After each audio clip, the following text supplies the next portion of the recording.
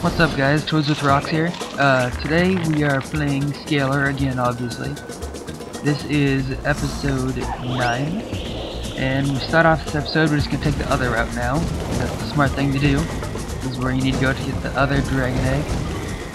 But this gameplay is pretty self-explanatory. Just defeat enemies, continue through the level. I'm going to talk about my run that I just went on. It was a really weird run. So my run just started off as always. I go for about 5 miles each run. This time it was kind of different. My stomach is hurting.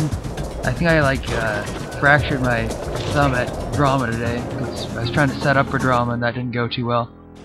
But near the end of my run, I was cooling down. I was walking up our hill to our house, and there was this car. And I just saw it out of the corner of my eye, but the car had its door open, and I couldn't see anybody in it. So I kind of looked back, I didn't see anything, and I kept going back, and I don't know how I did that, by the way, on the gameplay. I just jumped in midair. But I went back, and there's I saw the license plate, and I was gonna write it down, but then there's like a foot coming out of the car. I had no idea what that was. I think maybe some dead guy was in there, and so I went up there. I was about to go up to the car, and then I decided it was a bad idea. So I kind of stayed back, and I was about to put his his license plate in my iPod, just on a notes section in case someone ever asked about it. There's quite a lot of crimes around where I live. It's not the safest place, I'd say, not lately at least. So I was gonna put that down just in case. And while I was typing it in, the guy gets out of his car like they're just resurrected or something. He goes, "Is there something I can help you with? Are you lost?" Like, "Oh no, I'm just taking a break." But it was really weird. I was kind of freaked out by the guy too. So on this part of the gameplay, there is a lot of enemies, but it's also timed, as you were just seeing.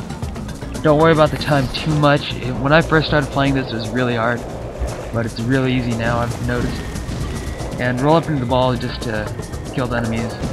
And once you get to the end of this, there will be a shocky shell thing. I call those different things in every episode, I've noticed. Or no, it's not at the end of this one, it's at the end of the other one. Never mind. But there is a pad right here that you need to step on. And this pad is a very long pad. As you saw earlier, it goes on forever. And you can walk the whole way, I'm pretty sure. But I kind of decided that rolling would be a whole lot easier. About halfway through it, and if you roll the whole way, it's gonna be so fast. There's no point in even having a time limit on it, basically, if it's gonna be that long. Oh, and a little tip though, when you are rolling through here on the time part, make sure to avoid these those bounty shells. I don't know. I have no idea what those would be called. Those things right there. I don't know what they are, but just avoid those, because if you don't, they'll ping you off the edge. What have you guys been up to? What games are you looking forward to? I was thinking about getting Kirby's Epic Yarn because I just got paid for repping because that's the job I had. But then I kind of heard it was too easy and everything, which obviously a Kirby game usually is fairly easy. And I know it didn't start off as a Kirby game, so I will give credit to Nintendo for trying something new, I guess, even though Nintendo wasn't technically the one who published it. But then there's also Donkey Kong, which I can't wait for. Donkey Kong Country Returns. I really haven't even played the first 3 or 4, however many there were. But I'm really looking forward to this one. It looks great. Looks like they spent time. I don't like the controls so far. Those look really wacky. But I'm sure it'll be fine once it comes out. Then there's also Black Ops, obviously. I'm pretty sure all of you will be getting that, or a lot of you here. If you're 16 or over, or 17 or over at least, and if you have a PS3, 360, Wii, or DS, or PC, you should be getting that. But I want to know, how many people actually buy Black Ops for DS? I was joking around with my friends saying that I should go in there and just ask them or just tell GameStop that I was going to pre-order Black Ops. They'd probably just ask me PS3 or 360. And I have a PS3, which I'm getting it for, but I'd love to say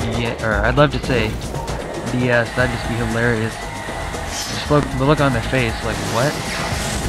Oh, this is where I was talking about the shell thing to get the orb. Don't those look like precursor orbs to you guys though from Jak and Daxter? Look just like it to me.